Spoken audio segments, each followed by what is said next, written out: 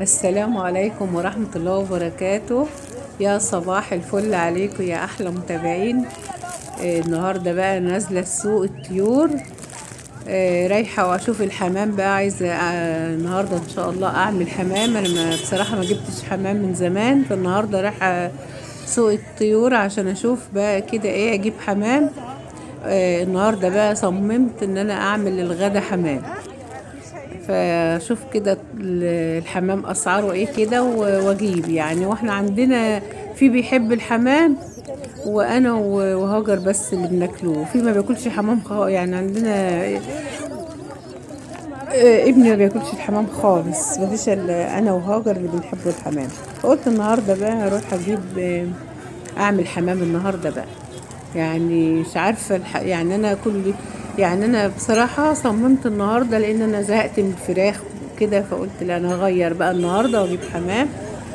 أه هجيب على قد انا وهاجر يعني. فهنزل بقى السوق الطيور كده اشوف الاسعار عامله ايه.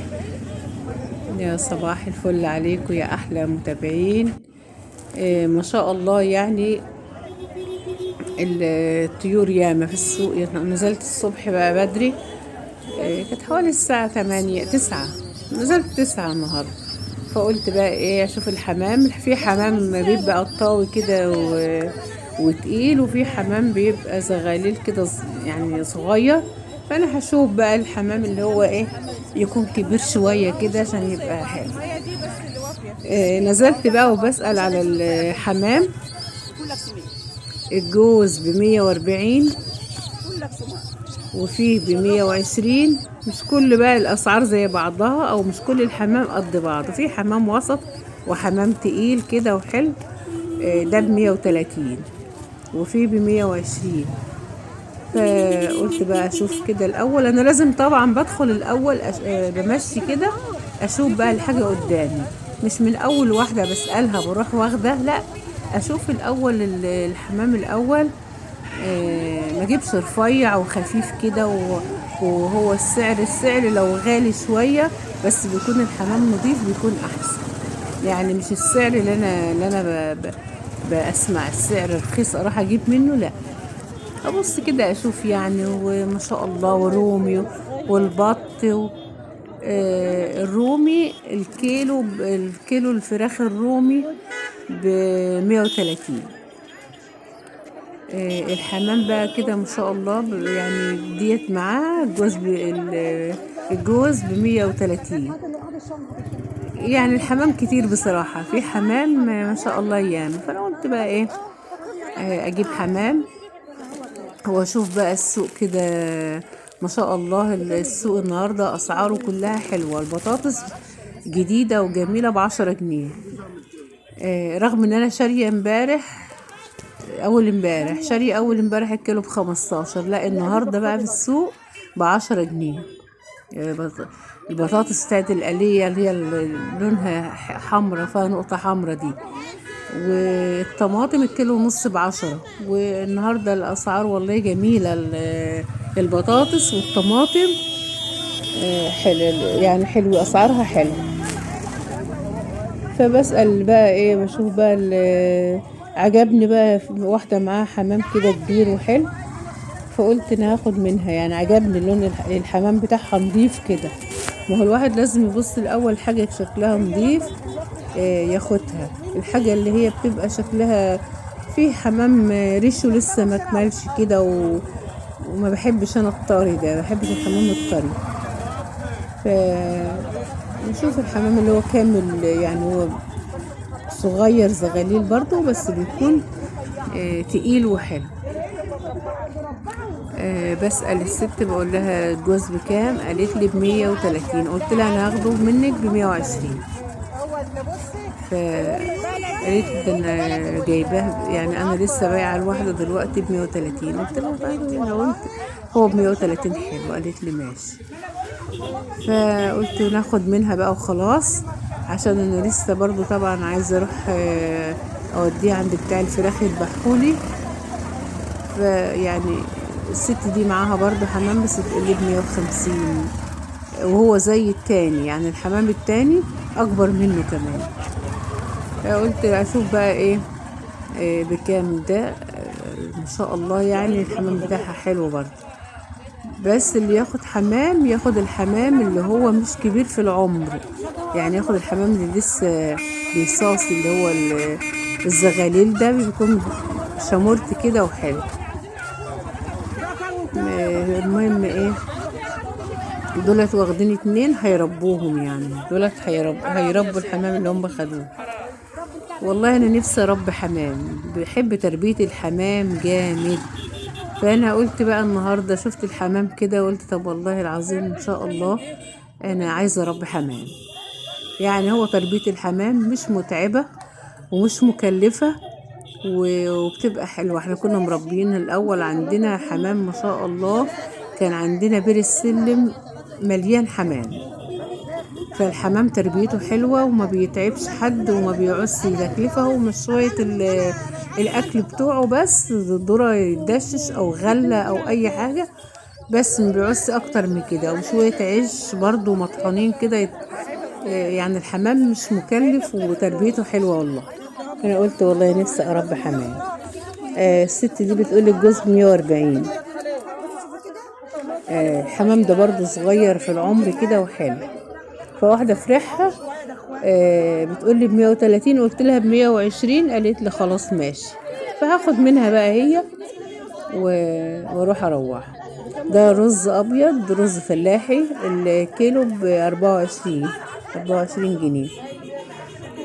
اللهم صل على سيدنا محمد. يعني كل الصبح بقى بتلاقوا الطيور دي ما شاء الله، جميع الطيور كل حاجة، ويعني وبالميزان بصراحة. البط بالميزان، البط السوداني الكيلو ب130 وب120. ما هو كله مش بيبيع زي بعض، يعني تسألي واحدة تلاقي واحدة تانية سعرها تاني غير السعر اللي انت سألت عليه. فقلت بقى خلاص يعني ايه، والله الحاجة يعني لما بتفصلي معاها اللي تقولك ب130 تديكي ب120. المهم ان ايه، ما لازم تفصلي مع اللي هي بتبيع، اللي هي بتبيع دي مزودة السعر عشان توصل للي هي عايزاه، عشان انت تقولي لها على السعر اللي هي عايزاه. فديت بقى الحمام ده عجبني اللي مع الست دي، فهاخد منها بقى على 120، الجوز ب120 جنيه. قلت خلاص يعني اجيب الفراخ اللي هي الصغيرة البلدي دي، اللي هي يعني نص تربية، الفرخ ب50 جنيه. والله حلوين لو حد عنده مكان، شوية عليقة كده وشهر واحد بس ويبيضوا أو ديوكة هيت ما شاء الله، يعني حلوين. الواحد ب50 جنيه، يعني لو حد ياخدهم على بعض ممكن تديهم له الجوز ب90 كده يعني. فالسوق بيبقى فيه حاجات حلوة، يعني مش كل مرة بيبقى الأسعار زي بعضها، لا، في مرات بتبقى فيه حاجات فعلا شكلها حلو. الفراخ البلدي دي عجباني والله، يعني الفراخ ديت شهر واحد ولا حاجة ويندبح منها. الحمام ده بقى اللي أنا خدته من الست عجبني، يعني هو حمام تقيل وحلو، يعني حمام زغاليل كده بس حلو. بس ست يعني طيبة، يعني قلت لها ب120 وافقت على طول، قالت لي خلاص ماشي. هاخد منها واروح بقى عند بتاع الفراخ بقى كده اذبحهم، واللهم صل على سيدنا محمد، واروحهم بقى وارجع. احنا مش بعيد عن السوق، احنا قريبين خالص من السوق. يعني السوق فيه كل حاجة، فيه حمام وفيه بط وفيه وز وفيه أرانب وفيه فراخ بلدي وفيه رومي كل حاجة، وأسعارها برضو حلوة مش وحشة بصراحة. مش كل الحمام برضو، يعني في حمام تاني هو فريحة ب120 وب130، مش كله برضو. يلا كل واحد بيبقى فعلا ما شاء الله، يعني بياخد الحاجة اللي هو شايفها قدامه حلوة. اللهم صل وسلم على سيدنا محمد. ازيكم يا احلى متابعين؟ النهارده بقى السوق معاكم. ان شاء الله يعني يكون الجولة تعجبكم كده ويعجبكم الاسواق الطيور عندنا، والله بجد يعني يمكن اسعار فعلا يعني احلى من كده يعني. لو تفاصلي مع اللي بيبيع بتجيب السعر اللي انت عايزاه. خدت الحمام بقى وهروح انضفه عند بتاع الفراخ، واكمل بقى طبعا السوق بتاعي. انا بدأت الاول هنا بس هكمل لسه بقى. هروح اجيب ايه، عايزة شوية حاجات يعني فاكهة وخضار وكده. بس قلت هروح الحمام الاول انضفه واروح انقعه كده، احطه وانقعه وانزل اكمل. احنا السوق عندنا لغاية العصر، يعني السوق بيفضل لغاية العصر وبعد العصر. ما شاء الله يعني. كل حاجة موجودة وعادي بقى يعني. ممكن تنزلي بس بدري، بتحس ان انت بتجيبي الحاجة يعني. بتكون طبعا طازة لسه محدش نقى فيها وكده. حبايبي في كل مكان، كل ان شاء الله سوق وانتم طيبين وبخير وصحة وسلامة. متابعيني في كل مكان. طبخة هنية تكفي 100. اللي مشتركش يشترك. يا احلى متابعين بجد والله. انا يوم السوق عندي كده الصبح كده بحس انها فسحة، تحس انها حاجة حلوة يعني. يعني بنزل كده بحس ان انا بتمشى. انا يعني من اكتر الاوقات في البيت والله. هو كل يوم السوق الصحابه بتوع الصبح دولت هم اللي بنزل فيهم اجيب الحاجه وعلى طول وارجع تاني.